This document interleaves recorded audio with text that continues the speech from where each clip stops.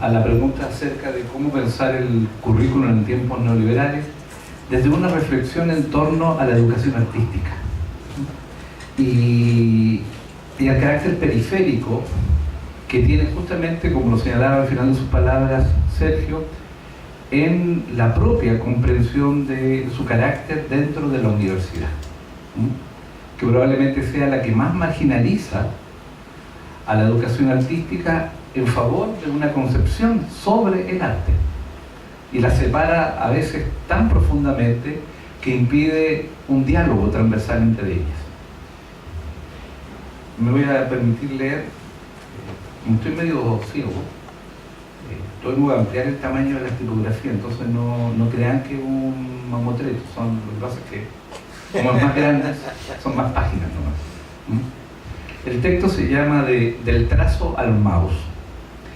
La importancia que ha tomado la educación artística parece estar fundada en la necesidad de adaptar el trabajo creativo a las nuevas formas de producción del neoliberalismo. Sin embargo, esta sería una afirmación genérica si no somos capaces de justificarla. En las 2 últimas décadas hemos sido testigos y protagonistas de reformas educativas dirigidas por gabinetes empresariales e intereses corporativos. La subordinación de la pedagogía a las necesidades del desarrollo y las estrategias de la competitividad global son argumentos repetidos como un dogma viejo por autoridades y equipos técnicos.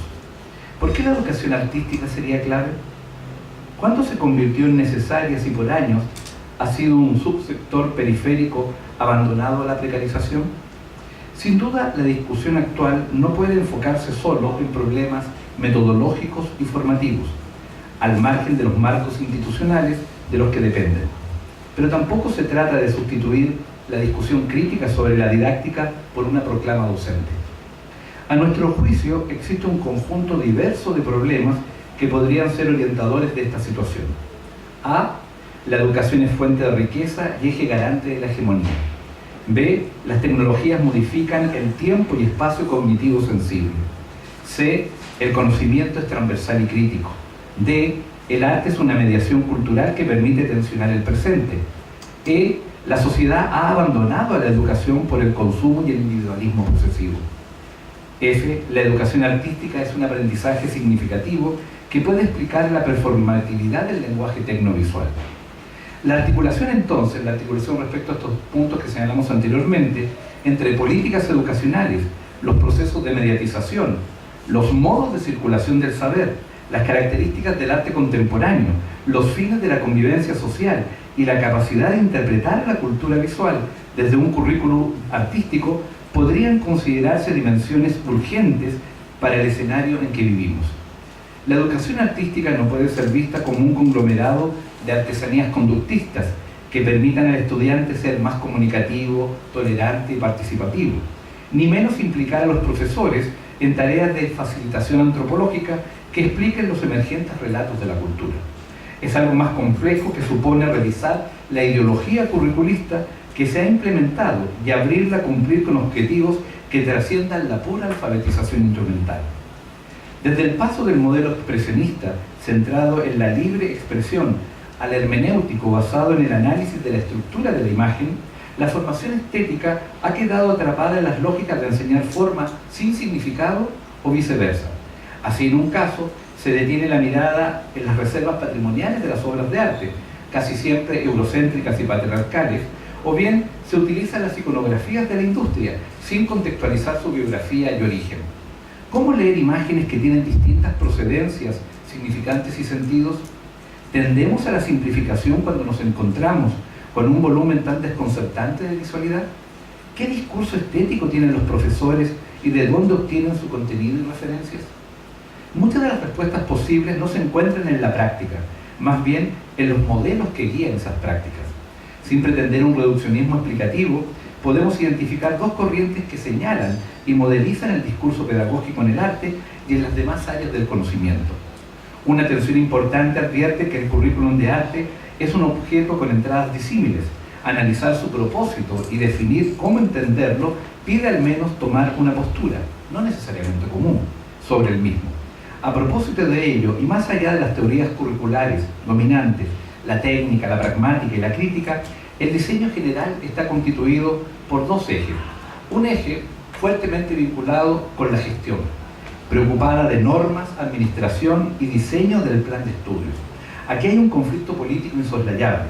La gestión determina el tipo de sujeto de aprendizaje, no el modo de conducir una institución educativa. Y cómo se evalúa ese aprendizaje. Por ello, su finalidad es la planificación prospectiva.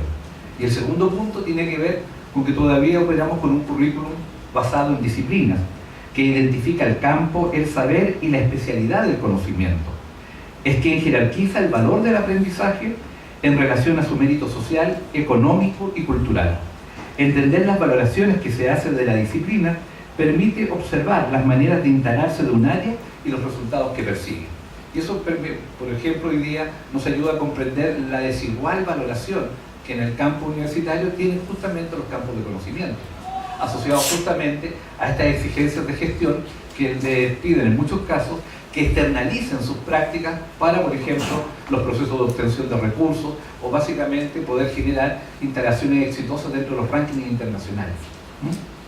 La logística de aquello, de la gestión y la disciplina, son fundamentalmente un modelo de administración y un modelo de especialidad, que se reúnen en esta diagramación del saber y su enseñanza. Miles de horas destinadas a formalizar procesos, ubicar procedimientos y cautelar que la institución educativa cumpla sus fines, a veces a contrapelo de la comunidad que administra. Es curioso, pero en medio de uno de los momentos civilizatorios más transparentes, la educación artística se invisibiliza por las rutinas burocráticas, la ausencia de proyectos integradores, la falta de infraestructura adecuada y la carencia de un plan de investigación que ayude a comprender las dinámicas que se producen entre comunicación, arte, cultura popular y vida cotidiana. Un tema central que atraviesa nuestra reflexión es la producción de la subjetividad. Ya sabemos que no existe un contexto sociocultural independiente de cómo nos apropiamos de los significados, las tecnologías, los lenguajes, las emociones y los medios. De ello depende nuestra ubicación temporal y capacidad de respuesta a la alegría, el pensamiento y el desastre. Y es en este punto donde la racionalización de la vida pedagógica prefiere los indicadores y las competencias, es decir, volver predecible todo lo que se pueda el vínculo entre lengua e institución, garantizando una narrativa estándar hecha de dos conceptos provenientes del despotismo ilustrado de la alta gerencia: excelencia y calidad. En palabras del profesor canadiense Bill Riddens, estos conceptos se instalan como un principio de traducibilidad entre idiomas radicalmente distintos, donde el servicio de estacionamientos y las becas estudiantiles pueden ser excelentes, porque no dependen de ninguna cualidad o efecto específico que ambas compartan. ¿Existen alternativas al currículum procedimental imperante? ¿No estaremos inventando un falso espacio de salida con la educación artística? ¿Será que la actualidad productiva requiere un sujeto más plástico, flexible y rotativo que los saberes de certeza y definición no pueden construir del todo? Más allá de la economía política implícita en el diseño de la educación actual, hay una especificidad que importa conocer, estudiar e investigar. En este aspecto, nuestras deficiencias son claras. Carecemos de sistematización sobre el área. Son pocas las instancias de trabajo cooperativo. La institución escolar y la universitaria son indolentes. Opera una mirada subalternizante entre los profesores. Las políticas educativas fingen reformas que son innovaciones. El currículum no logra establecer un vínculo entre lo contemporáneo y lo formativo. Las concepciones sobre el arte a enseñar viajan de lo romántico a lo posmoderno sin diálogos o puntos de ruptura. En este escenario, la investigación es crucial en dos ámbitos: el institucional y el didáctico.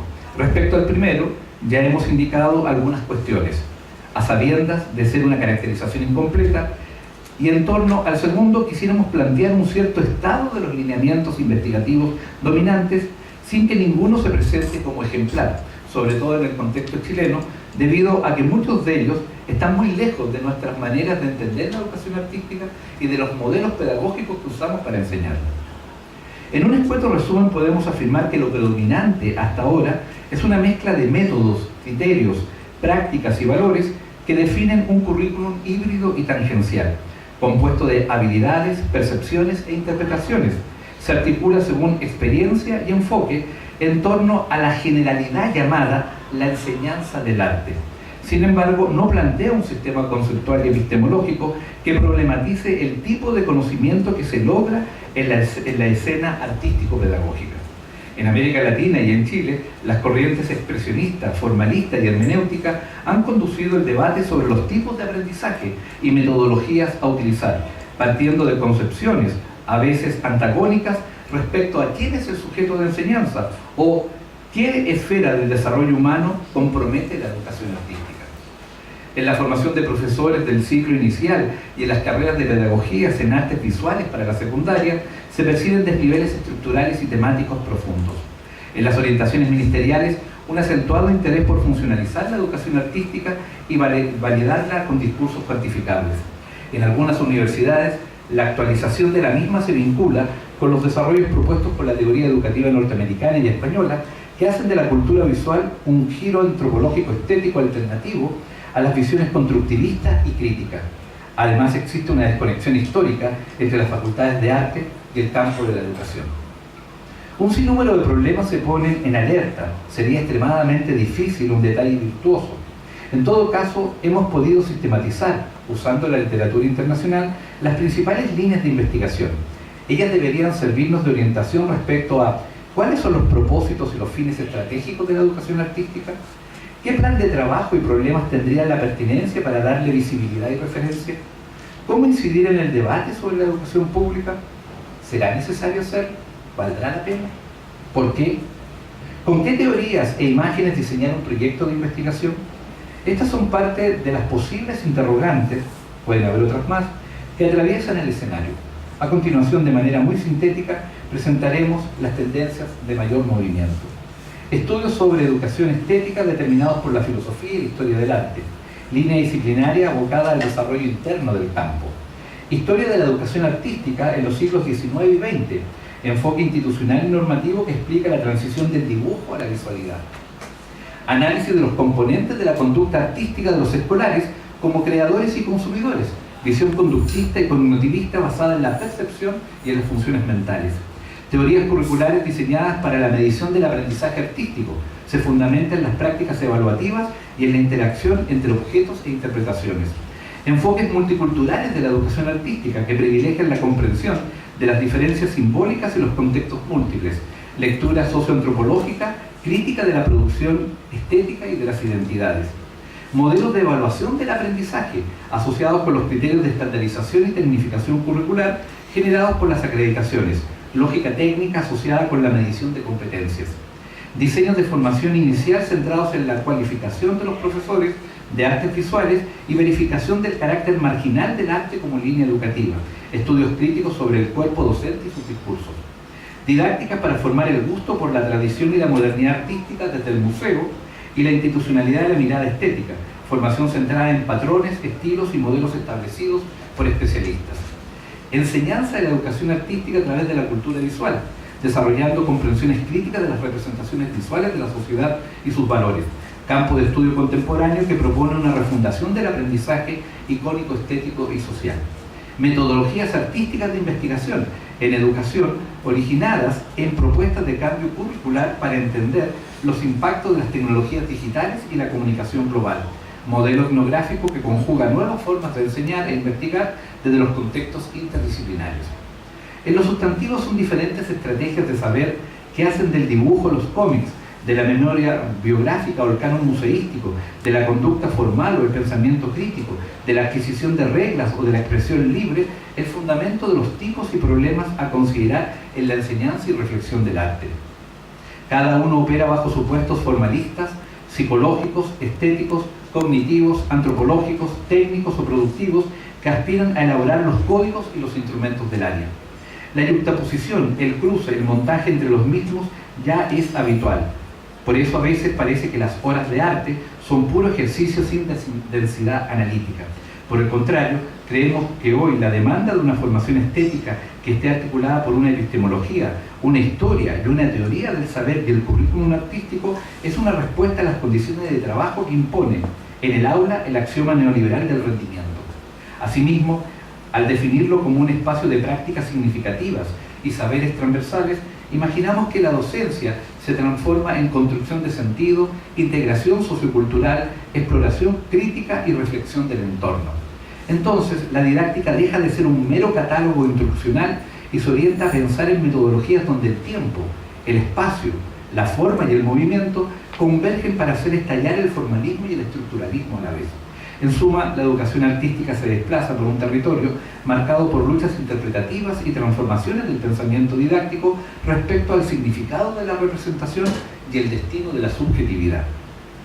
El artista visual argentino Miguel Ángel Ríos da un claro ejemplo de lo dicho al filmar trompos girando,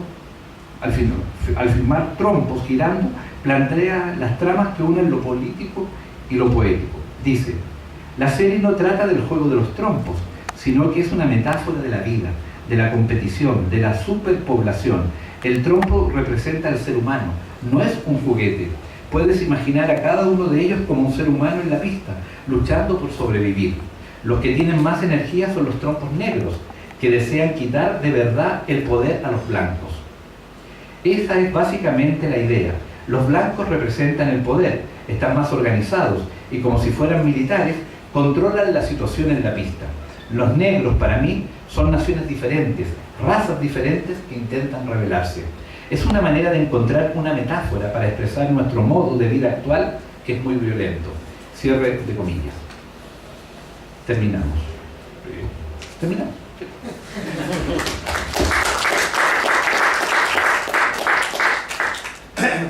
Bueno, ahora damos un espacio a los participantes. Está un poquito helado, ¿cierto? No hemos podido controlar ahí